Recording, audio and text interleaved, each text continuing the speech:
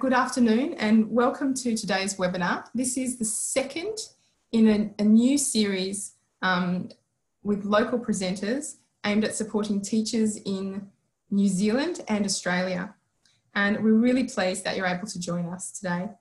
My name is Gaby and I will be presenting today's webinar on teaching listening skills in the virtual age.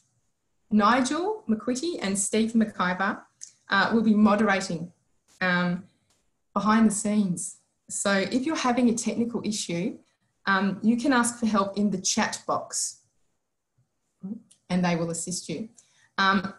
Finally, at the end, there will be a Q&A at the end of the webinar, and you can type your questions into the Q&A box. So there's a Q&A box at the bottom next to the chat box. And you can upvote questions if you feel that they're relevant to you. I will read and answer as many questions as I can at the end of the session. And Nigel says, if you put a question in the chat box as opposed to the Q&A box, because they're next to each other, it may get lost and therefore not answered. But Nigel and Steve will do their best to keep track of all that is put in both the Q&A as well as the chat box. And also, just so that you are aware, this webinar will be recorded and uploaded to the Cambridge YouTube channel next week, which is very exciting for me because my children might actually be interested in what I have to say. So let's start. I'm going to share my screen with you. So today we're going to, oops.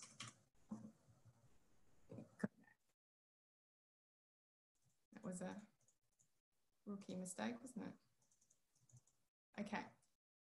So we're going to start teaching listening in the virtual age. So I'm in Melbourne. So this is probably the most exciting thing in a good way I'm going to get to do for a little bit of time. So thank you for the opportunity.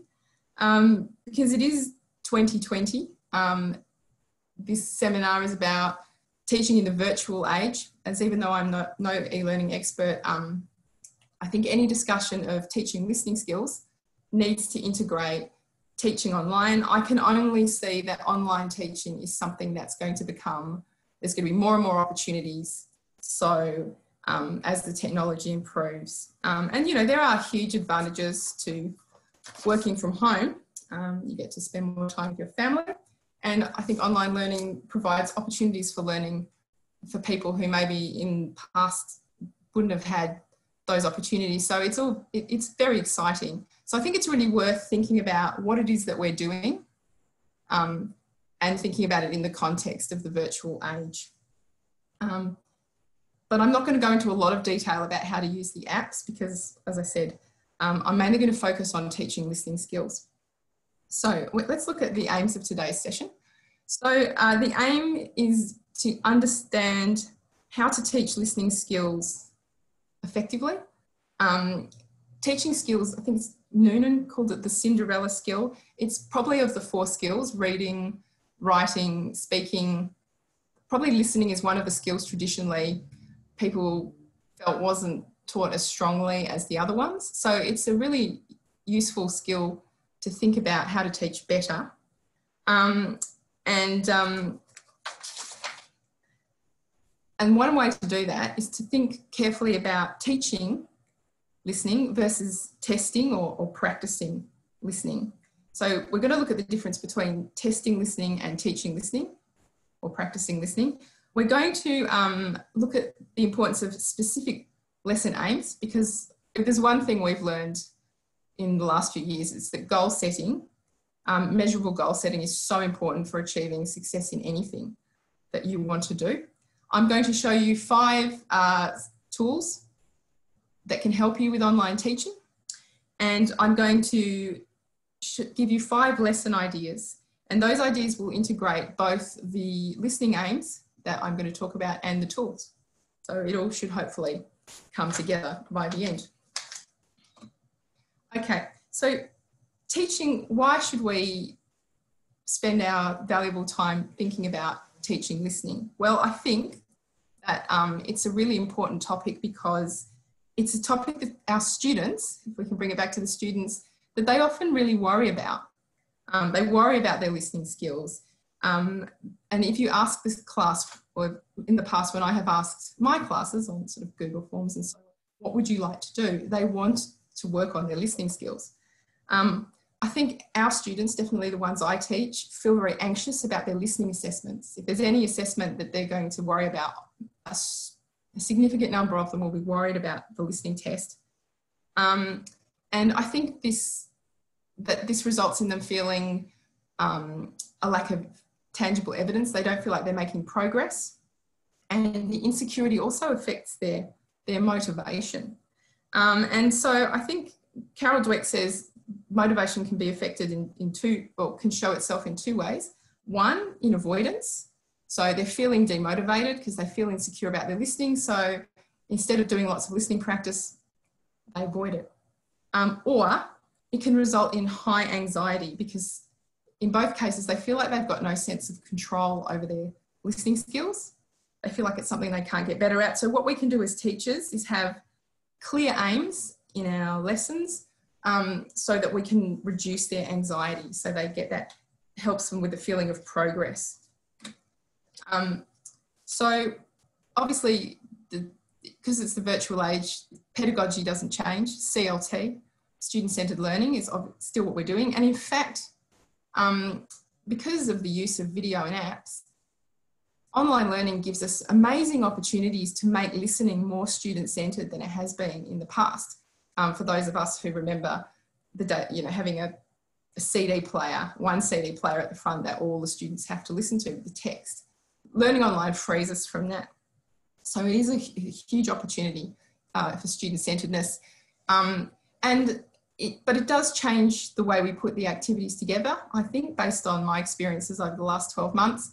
And so because we can't walk around a classroom and look over students' shoulders, we need to think carefully about how we're measuring the learning outcomes. How do I know what it is that they've learned? How do I know how they're doing? So that moves us on to how can we teach effectively in a virtual classroom? So we need to just start with the theory, which is what is the difference between teaching listening and testing listening? Or what's the difference between practicing listening and learning how to listen? So I'm going to give you an example from my class this week. Okay, so this week my class had an activity they had to do. They had to listen to a 6-minute lecture about a theory on Vygotsky. And they had 12 questions to complete. They had one word that they had to put in the gap. So I think let's say for a moment you were doing that activity in class.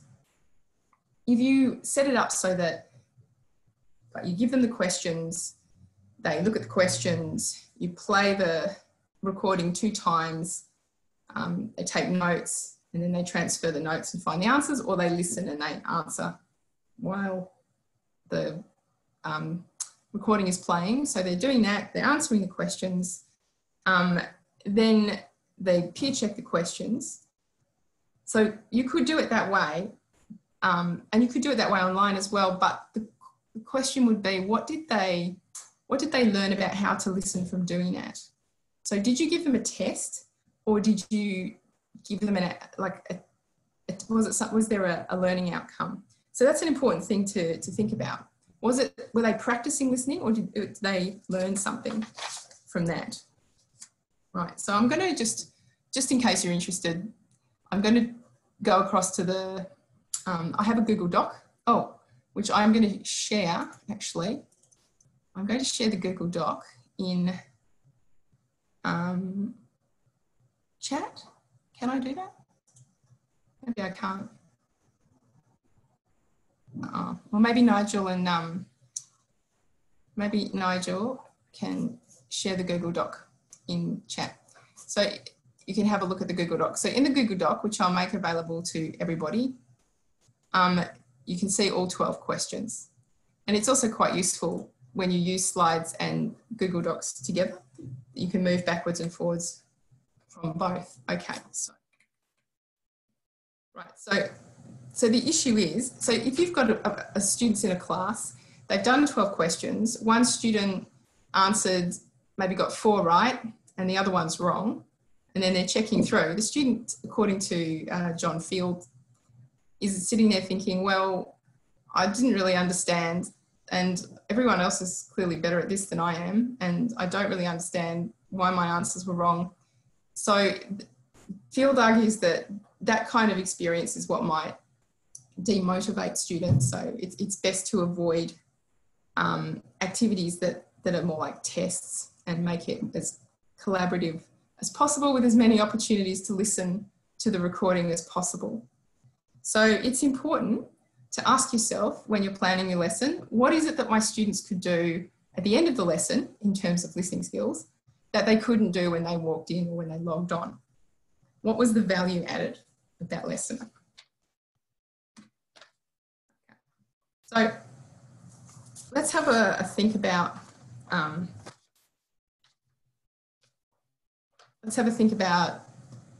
curriculum for a sec. So this is a sort of typical curriculum. You would get L2 can identify the main idea of a text presented in clear standard speech. So you're thinking to yourself, okay, so I've got L2, I've got this Vygotsky lecture. How can I present this so that my students learn about the main ideas? Because that's what my basic job is this week.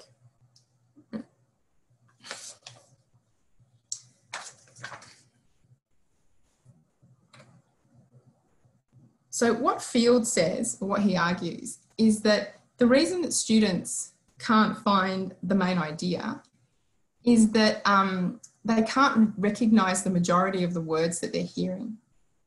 And it's only when listeners have achieved the ability to recognise the majority of the words in the input that we can expect them to extract multiple facts from a listening passage and register something complex. So we want them to follow a theory, which is quite complex, but they can't do that if they don't understand most of the words. So you have to think, okay, how do I help them to understand the words? So you think of it like this. Explain the principle. So I'm sure most of you can type. So if you think about when you were learning to type, if I asked you to type this quote, which we've got here on this slide, only when listeners are able to divert some of their effort from word recognition, are they able to allocate resources to building the kind of detailed representation of global meaning. So if I asked you to type that, and you're a really good typist, you could type 65 words a minute, you could type it and think about what that is saying while you're typing it. But if you're not a very strong typist, if you're only learning to type, you'd be so busy trying to think, like, which keys do I put my fingers on and going word by word, that you wouldn't, if I asked you when you finished typing the quote, what did that say? You probably couldn't tell me, or not very well. So it's similar to like if a musician is playing music and they're sight reading and their fingers are moving, they can't play expressively and emotionally because their whole mind is busy reading the music and moving their fingers and their feet. So it's the same principle with our students. They can't answer higher order thinking questions because they can't, they're too busy just processing word for word. So what Field proposes to remedy this is decoding skills. Right. So he says working memory is very short. So as teachers, we need to ensure that their decoding becomes more expert, so it demands less effort.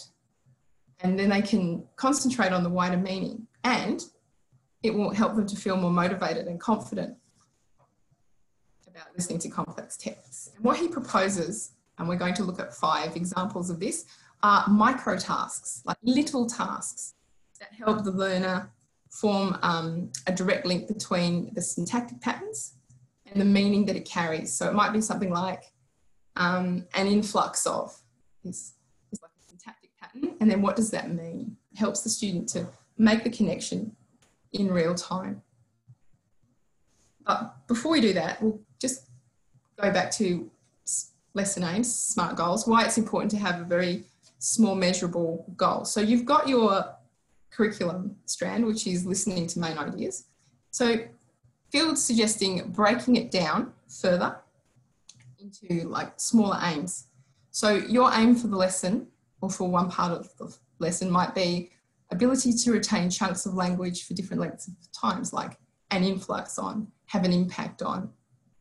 It might be to discriminate between distinctive sounds like v and w.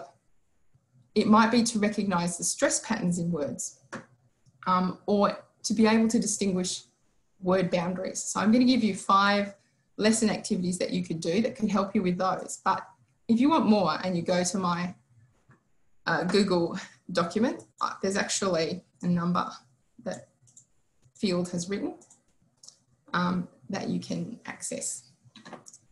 Okay, so there's more information on the Google Doc. Right, so listening lesson ideas.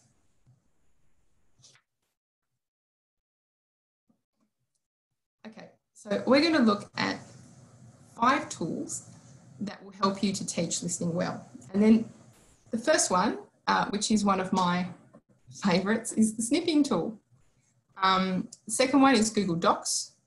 Jamboard, which is new, which is great. Very simple to use. Uglish, which comes from Leo Sullivan's book, which I'll talk about, which is fabulous for chunks. And because I'm teaching on Zoom already, Zoom reactions.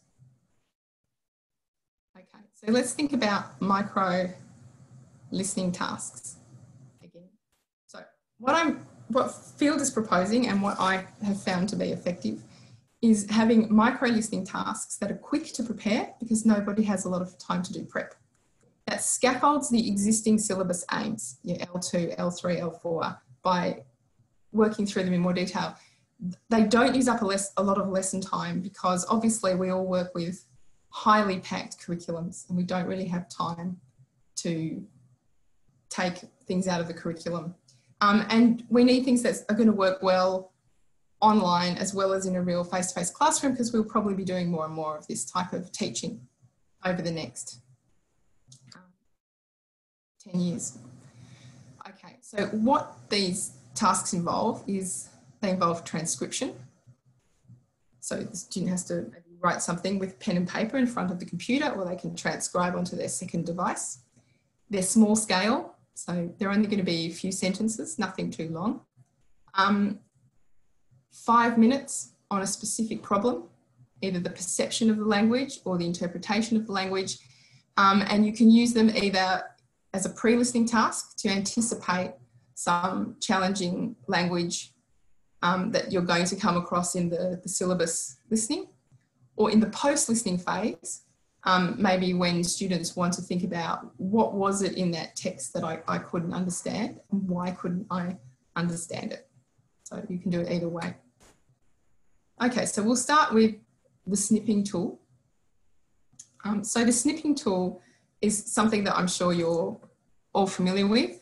You can cut, and so you type snipping tool in, snipping tool comes up on Windows, and then you type and snip. But what it can do, that was really important in terms of teaching listening online, is that you can mark in the pronunciation. So traditionally I would have done this by projecting a transcript from this is from this week. This week my students had a video about diagnostics and why they were doing diagnostics. It was a 3.5 minute transcript. It's a great thing to use for listening, even though that's not what it was intended for. So what I did was I've got the PDF up, I've cut it with a snip tool, and then when you get to the snip tool, you click on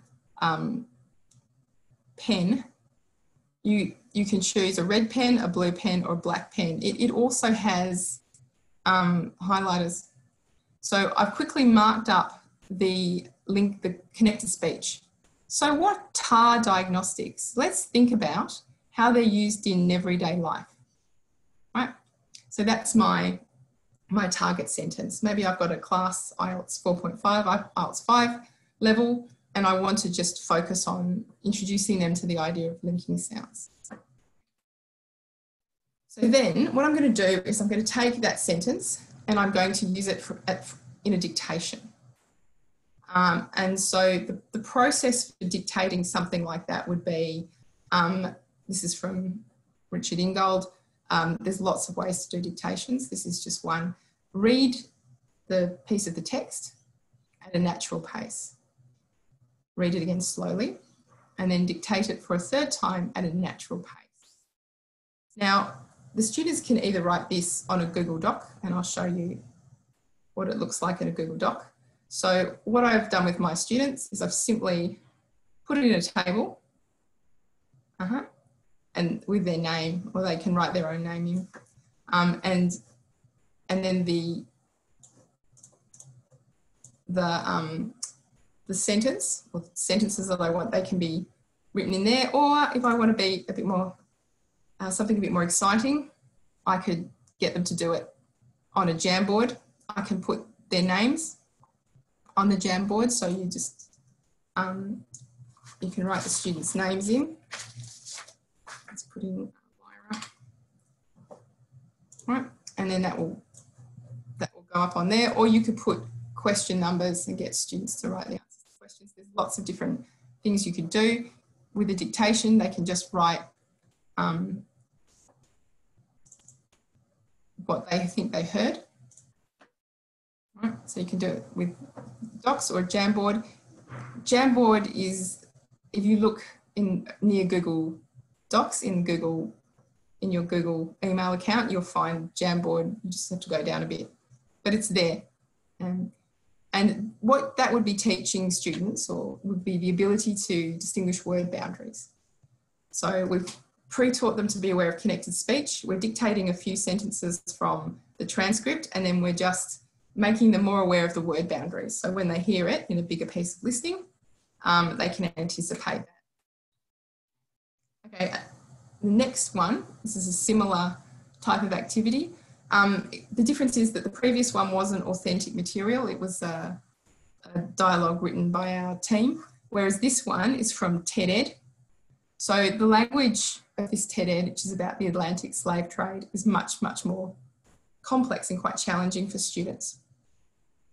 So what I want to teach with this dictation activity is the ability to recognise stress patterns and the ability to retain chunks of language from different lengths for short periods. So this is the sentence, which is from the transcript. The increased competition and influx of European weapons fueled warfare and instability and continues to this day. And so we can see that with influx and instability, that is the word stress, and that was the aim of the lesson. But we have this interesting feature where the word stress, because there's a consonant sound in front of the vowel, the stress actually becomes dinflux and dinstability. So you can see that competition, and dinflux of, and the of is a v, dinflux of. So you can see how different that chunk is to the way that it's written, and why decoding that would be quite challenging for many students who maybe if they read that sentence, they would be able to link the semantic patterns to the meaning, but they can't when they hear it because they're not aware of all of these linking sounds. So just dictating one sentence at the beginning of the lesson gives you an opportunity to make them aware of that. And as I said, because authentic material can be so challenging. So again, it's the same table. They can just listen to the TED and put the answers in there. That's actually me, because I've got so many documents open. Okay, so you're going to use something already from the lesson. So dictation went out of fashion, but I think Scott Thornbury and Field, and certainly Sue Swift, the Delta trainer who I've referenced here, argue that It's about, dictations can be about raising awareness as long as they're not done as a test. So through analysis of their dictated texts, students and their teachers' awareness of areas that need further practice can be increased. So again, if you'd like to explore some different dictation activities, I've put 2 lots from Paul Nation's book. Yes, it is. So there's many different types of dictation. I don't think I've got time to go through it here. We've got sentence dictation, guided dictation, dictation for mixed ability classes, peer dictation, which is very popular where I work, one chance dictation. So you can look at the Google Doc and explore those lesson ideas, see which one you like best, which you think will work best for your students. There's also some pre-dictation activities as well. So another great thing for online learning that I really, really like, and I find self-study with dictation. So this is from Breaking News English, which has a dictation function. I think Sean Banville should probably be offered some sort of award for the amount of work he does. The reason I like it, so you've got your dictation, student. I'm going to choose the topic, which is, what was it? It was about online. Yes, UK colleagues told to be truthful about online lessons. I'll do that one. So it's a great tool because the student can play 5 seconds of the article. A regulatory body in the UK that looks after student affairs. A regulatory body in the UK that looks after student affairs.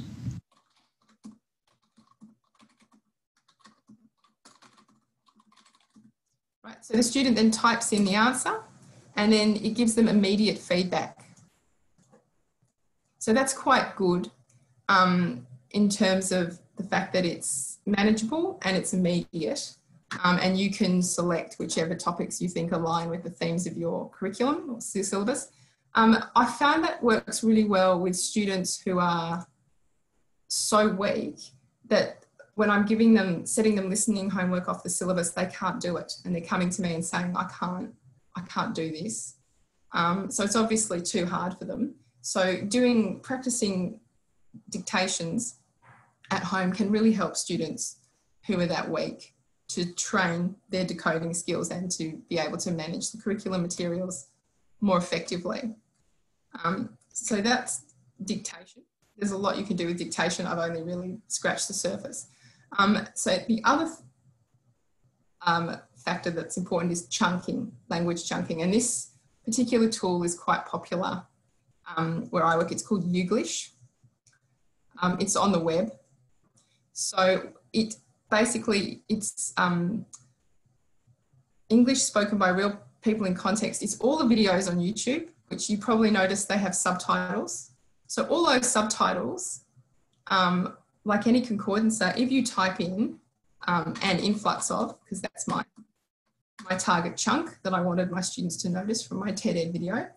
So if you type that in and you click say it, it will provide you with 235 examples. Way back at the end of the 19th century, when an influx of Jews began immigrating to the an influx of new veterans? Work, and you're talking about a city that has an influx of young, creative.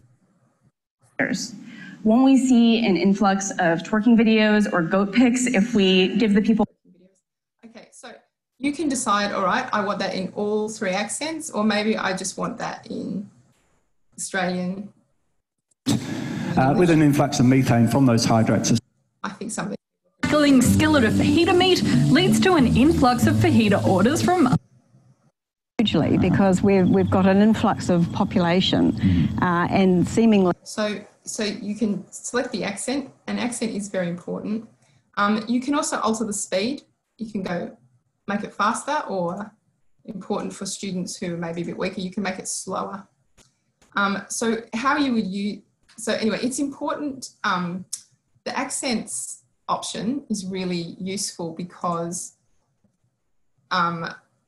Field argues that we underestimate how difficult accent is for students, and different voices are different for students, difficult for students.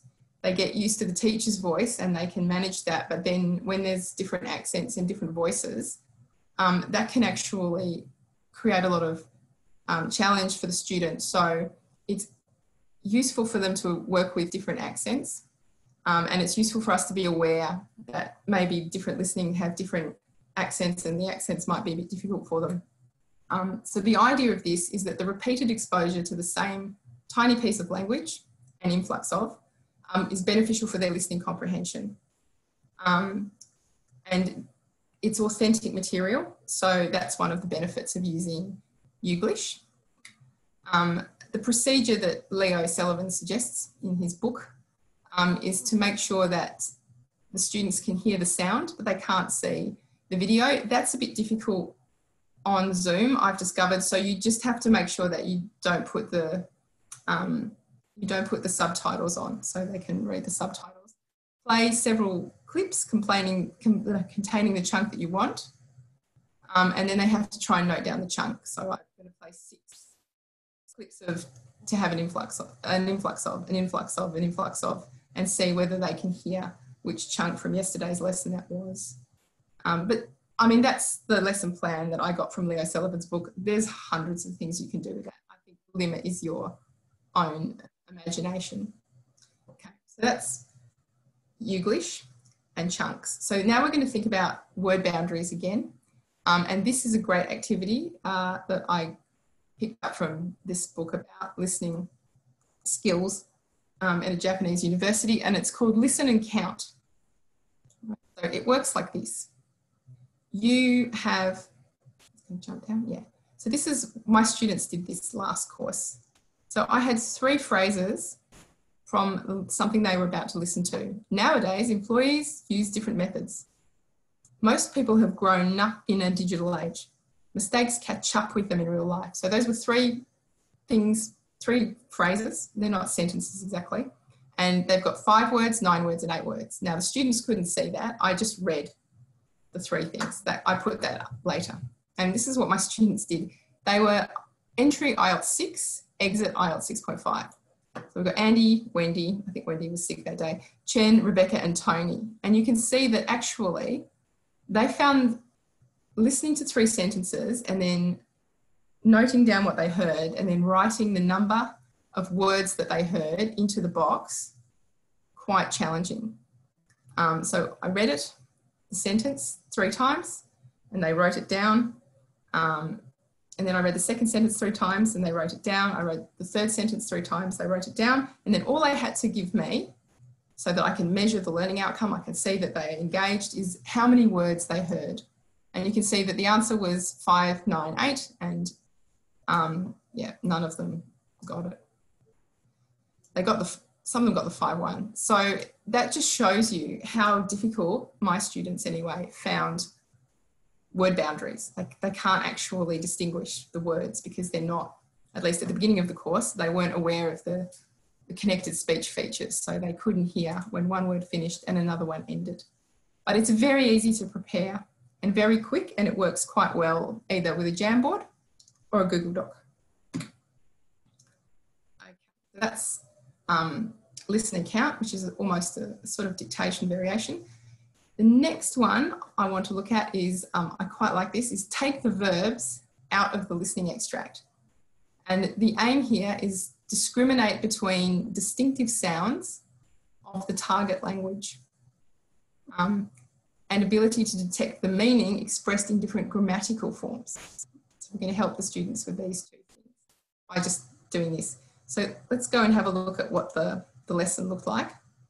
So it's from, it's going to jump down and see some anonymous penguins and dragons in there now, which means you guys have got this. It's great. Right, so many of you, I'm sure, are really familiar with Lebauer. Learn to listen, listen to learn. Right? So I did have this. Yeah, here he is. Okay, so this is Lebauer.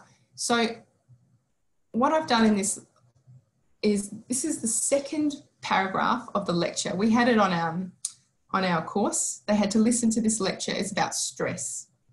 So the students were they're about to listen to a lecture about stress and answer some questions. 15.1. And so I want to pre-teach them something about listening to a lecture. I want to give them a skill. So I've cut and pasted this out of the transcript. I've taken out all of the verbs from this paragraph, and then I'm going to play them the lecture, which you can get online. This one. Okay, what is stress? The term was originally used in physics to describe the force exerted between two touching bodies. It was strictly a term describing a physical reaction. In the 1930s, a doctor named Hans Selye. We'll stop there. So they're listening, and they just have to put the verb, if they can hear it. Now this is difficult because it is a weak sound, but I just want them to put all of the verbs back in. Then they're going to listen to the next paragraph and put the verbs back in, where actually these ones were all in the present tense. And the reason for that is that this paragraph is giving us a bit of history, a bit of background about Hans Selye and what stress is. And then this one is the lecturer's opinion. So we can get the students to think about what time or what time reference is this part of the lecture referring to? And is it fact or is it opinion? They're not always connected, but they often are. You know, why is it important to know the time reference in a lecture? So all we're trying to get them to do is to raise the awareness of the grammar. And as I said, it's very quick to prepare. It doesn't take a lot of time. Now, the discriminate between sounds is the next variation on it. So this one is called matching paraphrases. And again, it's very quick and easy to prepare from the same lecture, but these come from the first paragraph of the lecture, stress, from Lebauer. So what I've done is, right. So no one is immune to stress. That's one of the lines in the lecture. And if I play a piece of the lecture, I don't know, is it audible over Zoom? Impossible. And no one is immune to stress. So if we have to live with stress, things which are causing us stress, and living without stress is virtually impossible. And no one is immune to stress. Right, no one is immune to stress. No one is immune to stress. It's quite a difficult, it's got a lot of linking sounds. No one is immune to stress. So that's quite a difficult phrase for a student to understand. So I want them to look at the paraphrases that I've put in this table, and my paraphrase is nobody can avoid stress. That's the paraphrase, and the answer is no one is immune to stress from the choices they have up here. But I don't want them to write the whole sentence in there, because obviously the principle with listening activities, unless it's dictation, is we want them to write as little as possible, because we want them to focus all their activity on listening. So they can just write A, B, C, D in here. Now, the benefit of this particular activity is that a lot of our assessments, and especially if you're teaching exam courses, really are based on paraphrase, look at the multiple choice question and paraphrase something you heard and choose the right paraphrase. So multiple choice questions are about paraphrasing what you've heard in the listening. So you can give them a little workshop on that, 5 minutes a day, by just putting together a simple activity like that for them to do, either on Jamboard or Google Docs from the text. And once you've prepared it, if you teach the same course again and again and again, then you just use it the following course. What did I just do? Okay, well, there's another rookie mistake. Sorry, everybody.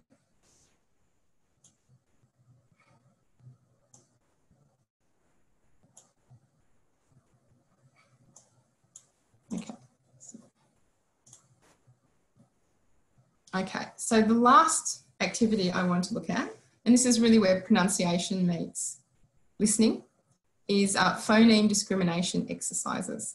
So if you don't have a copy of Learner English where you work, or you don't own your own copy, I would really highly recommend Learner English, because if you have if you teach lots of different nationalities, you might come across nationalities you've never taught before. It's quite useful to look up what the typical pronunciation mistakes they make are, and they're all in that book. If you teach a monolingual class like I do at the moment, I know that by looking up in the book, I know that Mandarin speakers have trouble with, typically, not everyone, but have trouble with w and v. They also have trouble with long sound and short sound. So that means I can prepare phoneme discrimination exercises to target my monolingual class quite easily. And the important principle with pronunciation and listening is if you can't say it, you probably can't hear it. So if they can't hear the difference between hit and heat, or they can't say it, they probably can't hear it in a listening activity. And that makes it quite challenging, particularly if you're preparing them for an exam course and the exam is asking them to write a one-word answer in a box. Or like my Vygotsky lecture where they had one word that they had to write. So here's a few little exercises that you can do online or in the classroom. So first one, these are from John Field, matching exercise. So there's two words, you'll hear one again. Write A if it's the first word and B if it's the second. So all the student has to write on Jamboard or Google is A or B. And I'm going to read out wary, very, very. Vest, west, vest. Vine, wine, vine. Vague, wake, wake. And they have to put A or B. So for the first one, the answer is B. For the second one, the answer is A. Very simple little warm-up, and it'd be very interesting to see how the students manage that. So since we're teaching on Zoom, this is John Field's idea where this is quite good, would be good for young learners, where you're going to read out wary, wary, wary, very. And if they hear a V, they can put the clapping hands. And if they hear a W, they can put the thumbs up in the reactions, the Zoom reactions box. So you've got that immediate feedback from the students. Great for a warmer, won't take long to prepare. It's quite fun for the right type of class. Contrast dictation. So on your Google Doc, you will see pairs of words. Decide which one I say. So wet vet, they can highlight on the Google Doc. So I've said vet, weir, vintage, wary, invade. If you ever, so that's a very simple activity that you can set up. And finally, this is probably one of the simplest, write down the word you hear. So you just read west, vine, vest, wake, wary, vet, winter, and the student just has to write those words into a Jamboard or a Google. Great when you've got mixed level classes, you can focus on that type of thing because just because a student has a very high level of writing or a very weak level of writing doesn't mean that they're all going to be able to distinguish the difference between V and W. So it's a great leveler, those types of activities. Okay, so in summary, learning how to listen in a second or other language is very challenging for students. One thing we can do is teach students how to decode or recognise the features of natural spoken English.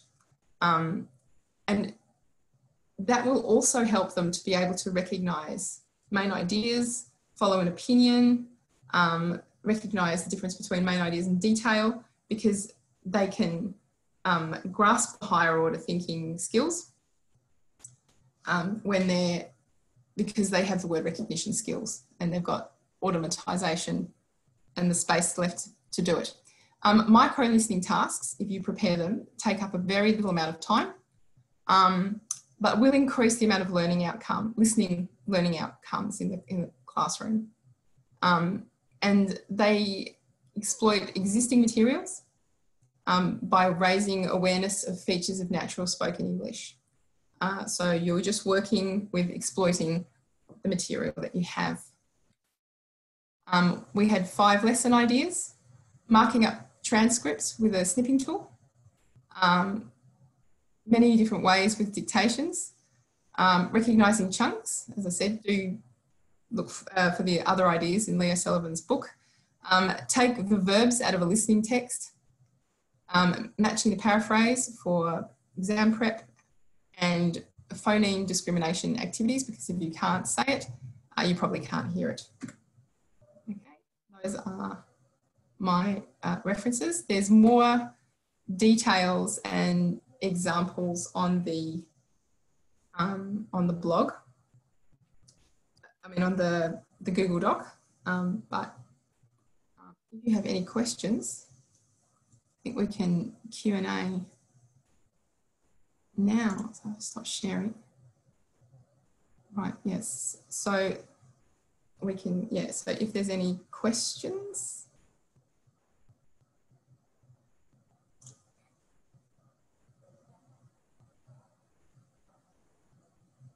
Okay, so John Field shows the importance of decoding, which is very bottom up. A lot of what you showed is bottom up and top down, which is great. Most course books tend to start with listening lessons. My question is, in your practice, especially with exam prep classes, do you personally like to start developing the bottom up or top down first? I don't know. So my answer to that question, do I start developing top down or bottom first? Actually, my understanding of John Field is that he says that it's a false dichotomy, that it's a useful way of breaking it up for us to think about it, but top down and bottom up skills are not really separated. So I mean, the curriculum outcomes I gave you on the slide, the first one is predicting. So I would teach those bottom up skills in conjunction with predicting and all kinds of things. I mean, I would just look at the material that's in the syllabus and look at what opportunities that material provides me with to kind of get more out of it. I tend to work with the lay of the land. I want to help them decode and find main ideas, but I will use whatever I think is going to work. Okay. Can you get a copy of the PowerPoint? Yes, I can. Yeah, I'll put the PowerPoint in the chat.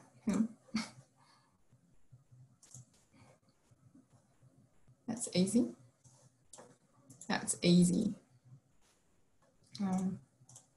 So where's the chat gone? There it is. Okay, so here's a copy of the PowerPoint. There we go.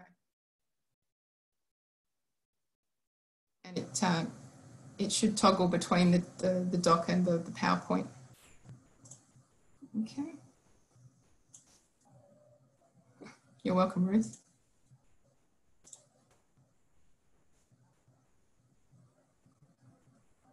Okay, any other questions?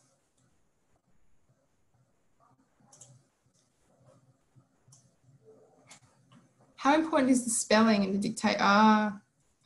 Spelling, that's a really interesting question. How important is the spelling in the dictation activity, especially with a low-level class? That depends on your course aims and what type of, if you're teaching IELTS, it's really important. If you're not teaching IELTS, it's probably not so important. I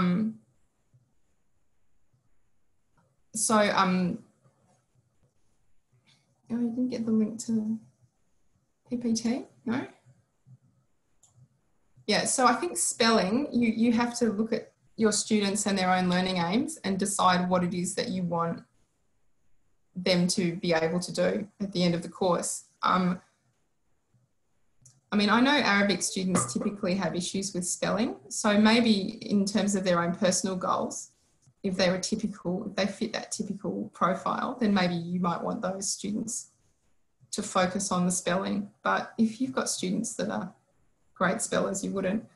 Yes, so it will depend. Oh, thanks, Rolla. Nice to hear from you. Okay, so yes, so spelling, what type of course are you teaching? With low-level learners, if it's not the main aim of the exercise, if the main aim of the exercise isn't about spelling, if it's about connected speech, then maybe not. But you might find that they need to learn the spelling patterns in order to associate them with the sounds, like with vowel sounds. Actually noticing the spelling patterns and sorting them into groups actually helps you to know that, like, E, long E is E-A, E-E in most English words. So that can help them. Oh, Q&A, here we are. Right, what are the best books on teaching listening? This is an excellent question. Look, I mean, I haven't read everything there is to read, but I found this field book very useful, but it's quite a big undertaking.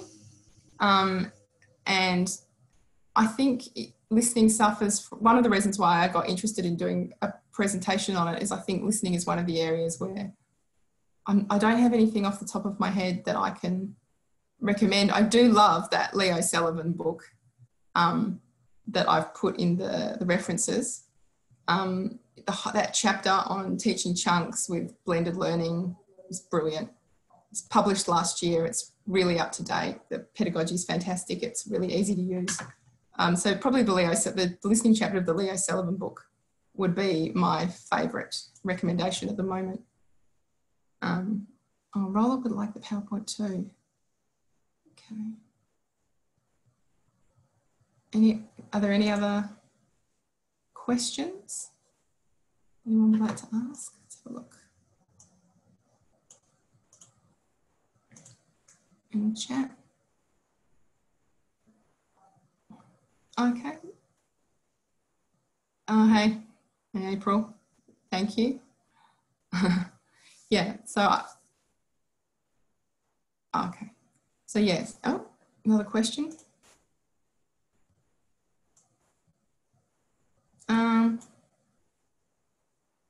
This is a superior approach to the perennial instructions like main idea. As students are learning to listen to and hear language, with academic English students, they need a range of listening for register and tone, and even things like sarcasm. Oh yeah, this is a great question.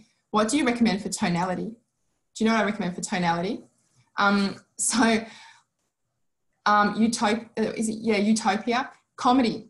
Like, get a tiny section of like something. I mean, could be Utopia, could be a comedy show, because I've noticed comedians tend to really exaggerate their faces. So I would maybe get 1 minute of a comedy show, and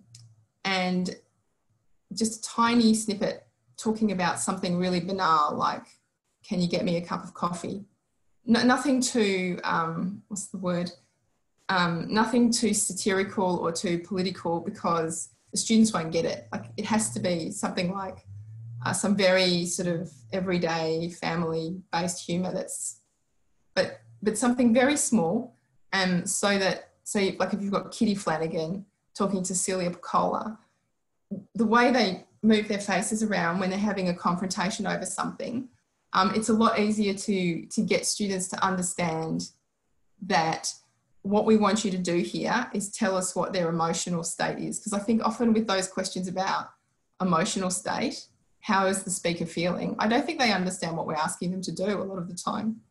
And actually, if you listen to sort of some of the recordings, like even I'm not sure where their emotional state is. So that's one thing you could do for introducing tonality, is use a bit of authentic material, and if it's funny, then it's engaging. And, you know, research into brains shows that if something's funny and we remember that, we're actually more likely to retain that information just from at a neurological level. Okay, all right, Steve's saying we can wrap it up. Christopher Hill, it's a great name, Christopher. One of my favourite historians is Christopher Hill. Okay, thank you. No, okay. So we're going to finish up now. I think that people have asked me all the questions they want to ask. Thank you, Becky. Thank you for the feedback. That's lovely. And Jane, thank you very much for the feedback. It's really appreciated.